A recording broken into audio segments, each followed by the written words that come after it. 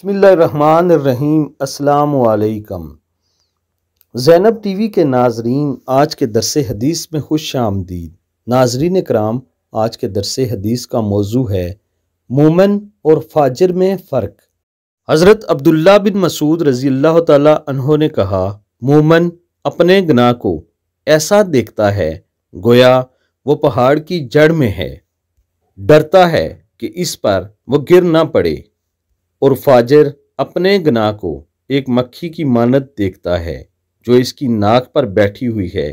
اس نے ہاتھ سے اشارہ کیا اور وہ اڑ گئی۔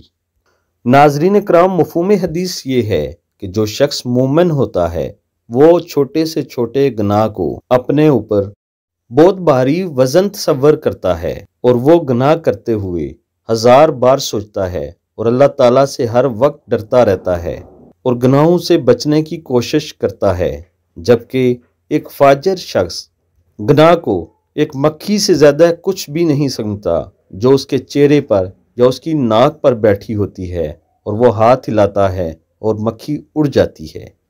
اللہ تعالیٰ سے دعا ہے اللہ تعالیٰ ہم سب کو گناہوں سے محفوظ فرمائے، آمین ثم آمین۔